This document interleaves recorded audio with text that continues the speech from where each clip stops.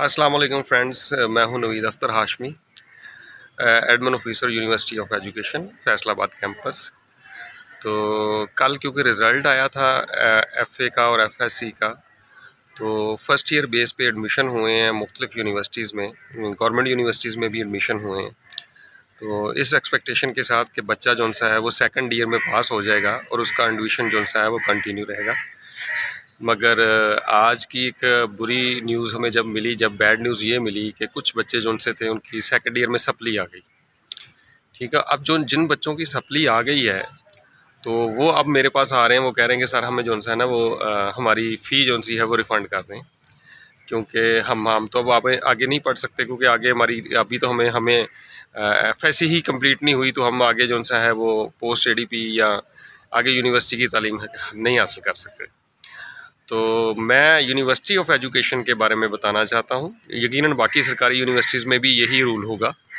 University of education में अगर आपने फर्स्ट ईयर की बेस पे एडमिशन लिया है तो आपकी सप्ली आ गई है, अल्लाह ना करे किसी की सप्ली आए, मगर अगर किसी की सप्ली आ गई है तो यूनिवर्सिटी ऑफ एजुकेशन जो सी है उसको फ़ी रिफ़ंड नहीं करेगी, उसकी फ़ी ज़ाया हो गई है। गो कि ये बात बताते हुए मुझे अफसोस हो रहा है कि किसी के पैसे ज़ाया नहीं होने चाहिए। आज के दौर में महंगाई है, मगर जो एक रूल है वो एडवर्टाइजमेंट में जो सा वो मेंशन कर दिया गया था, तो इसलिए आपने, क्योंकि जब कुछ बच्चे जब हमारे पास वोचर लेने आ रहे थे तो हम उन्हें बता रहे थे कि अगर तो आपके फर्स्ट ईयर में अच्छे नंबर आए हुए हैं तो फिर आप ज़रूर दाखिला लें यहाँ पे। तो अगर आपके अच्छे नंबर नहीं है या आपको डाउट है कि आपकी सप्ली आ सकती है सेकंड ईयर में, तो आप ये फ़ी वोचर ना जमा करवाएं और एडमिशन को कंटिन्यू ना करें।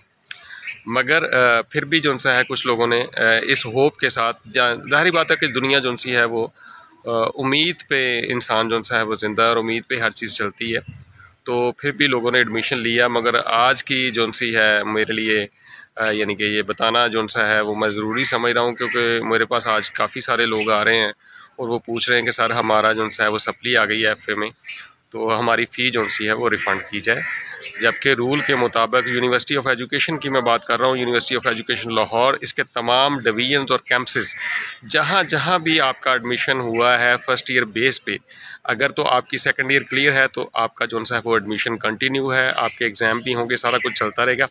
और अगर खुदा ना खास्ता एक्सीडेंटल केस या हादसाती तौर पे आपकी सप्ली आ गई है तो आपको ज़ाहिरी बात है एफ़एससी अब आपको कंप्लीट करनी पड़ेगी, तो यूनिवर्सिटी में अब आपका एडमिशन जो सा है वो कंटिन्यू नहीं रहेगा। यूनिवर्सिटी से अब आपका एडमिशन ख़त्म हो जाएगा। मगर अफसोस की बात यह है कि रूल के मुताबिक आपको रिफ़ंड फ़ी नहीं की जाएगी।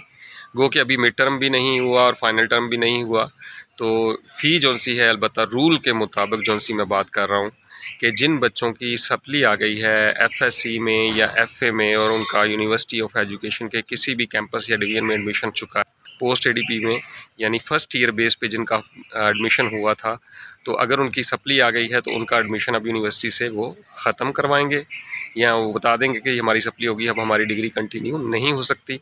और साथ ही ये बताता चलूँ कि रिफ़ंड ऑफ फ़ी आपको नहीं मिलेगी, और ये मैं इंतहाई अफसोस के साथ कह रहा हूँ कि रिफ़ंड ऑफ फ़ी नहीं होगा।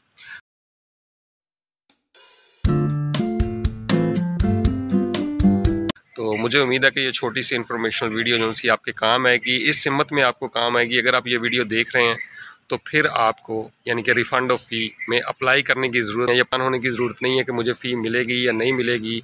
ठीक है, तो ये मैं सारे डाउट्स ख़त्म करने के लिए क्लियर कर कि जिनकी सप्ली आ गई है सेकंड ईयर में, उनकी डिग्री भी ख़त्म हो यानी कंटिन्यू नहीं होगी यूनिवर्सिटी ऑफ एजुकेशन के किसी भी कैंपस या डिवीज़न में, और ना ही रिफ़ंड।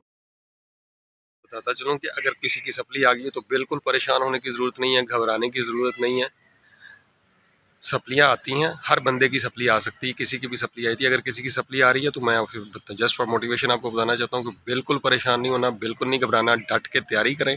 ठीक है, एफ़एससी या एफ़ए को पहले क्लियर करें, उसके बाद उनसे अभी ज़िंदगी चल रही है, अभी छोटी एज है आपकी, नाकामियाँ छोटी मोटी अगर ज़िंदगी में आती हैं तो परेशान नहीं होना।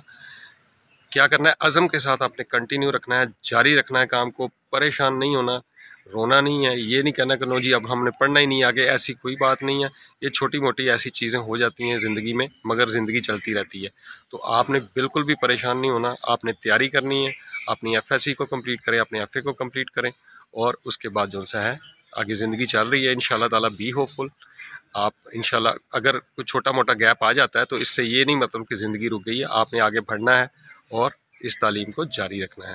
तो उम्मीद करता हूँ कि आप जौन सा है वो उसी मोटिवेशन, उसी जज्बे के साथ कंटिन्यू करेंगे और अपनी जौन सी है जो थोड़ी बहुत नाकामी ज़िंदगी में आई है इसको कामयाबी में चेंज करेंगे और आगे बढ़ते रहेंगे। बहुत बहुत शुक्रिया।